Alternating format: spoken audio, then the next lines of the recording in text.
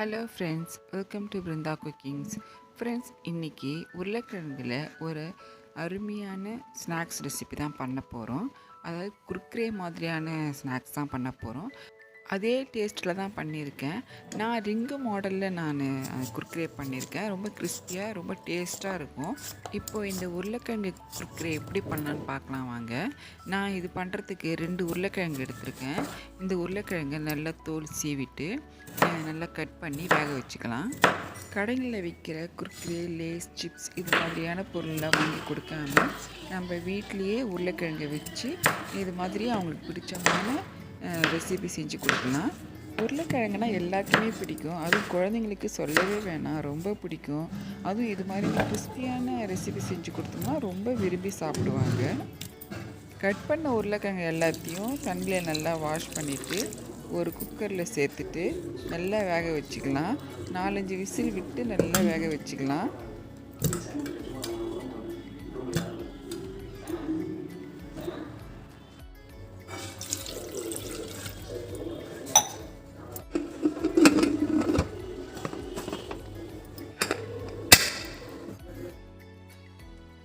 உருளைக்கிழங்கு நல்லா வெந்திருக்கு.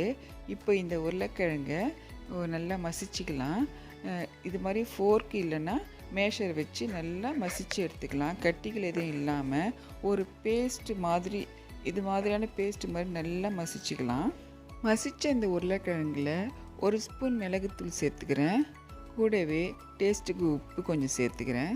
இந்த ரெசிபி நல்லா கிறிஸ்பியாக இருக்கிறதுக்கு 2 ஸ்பூன் கார்ன்ஃப்ளவர், 1 ஸ்பூன் அரிசி மாவு சேர்த்துட்டு நல்லா கலந்து விட்டுக்கிறேன்.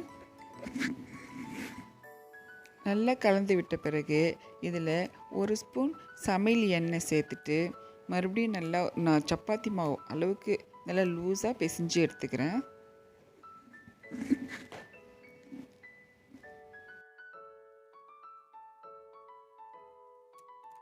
நல்லா மசித்த இந்த உருளைக்கிழங்கை நான் ஒரு பால் கவரில் போட்டுக்கிறேன். உங்கள்கிட்ட பைப்பிங் பேக் இருந்தால் கூட அதை கூட நீங்கள் சேர்த்துக்கலாம்.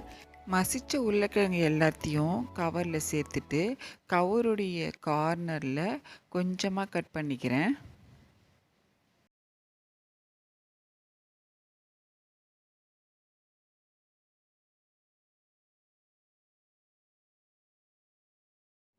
கவரில் சேர்த்த இந்த உருளைக்கிழங்கை இது மாதிரி நீட்டாக கூட நம்ம செஞ்சுக்கலாம். நான் இது மாதிரி இல்லாமல் ரவுண்டாக ரிங்கு மாடலில் செஞ்சுட்டேன். இது மாதிரி இன்னும் கொஞ்சம் நீட்டாக செஞ்சோம்னா குர்குரே மாதிரியே இருக்கும். நான் இது மாதிரி ரவுண்ட் ஷேப்பில் இது மாதிரி பண்ணிட்டேன்.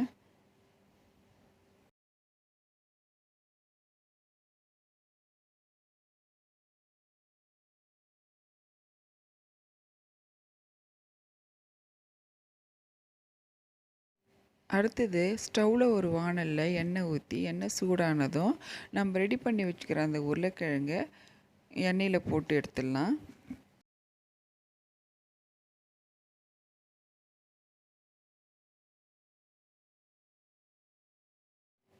ஒரு பக்கம் செவந்ததும் எல்லாத்தையும் திருப்பி விட்டுடலாம்.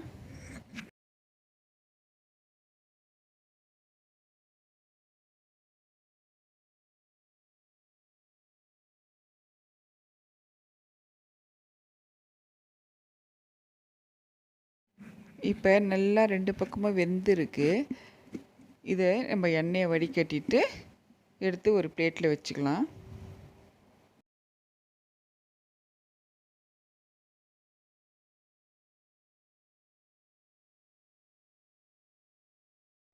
மீதி இருக்கிற அந்த உருளைக்கிழங்கையும் அடுத்த பேட்சில் போட்டு நம்ம பொரித்து எடுத்துக்கலாம். கடைகளில் விற்கிற இந்த குர்குரே, லேஸ், சிப்ஸ் இதிலெல்லாம் பார்த்தீங்கன்னா அந்த புதினாவோட ஃப்ளேவர் இருக்கும்.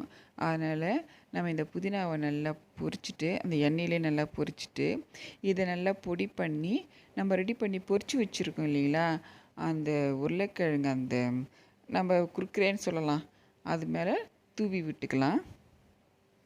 அவ்வளவுதான், உருளைக்கிழங்குக்கு கிறிஸ்பியான ரெசிபி ரெடி ஆயிடுச்சு. இந்த ரெசிப்பியை ஈவினிங் ஸ்நாக்ஸாக கூட செஞ்சு குழந்தைங்களுக்கு கொடுக்கலாம். ரொம்ப விரும்பி சாப்பிடுவாங்க. இப்போ இதை டொமேட்டோ கெச்சப்போடையும் இல்லைன்னா மைனஸோட வச்சு சாப்பிட்டோம்னா ரொம்ப நல்லாயிருக்கும். அதுவும் இந்த புதினாவோட ஃப்ளேவரோடு சாப்பிடும்போது ரொம்ப ரொம்ப விரும்பி சாப்பிடுவாங்க. ரொம்ப நல்லாயிருக்கும்.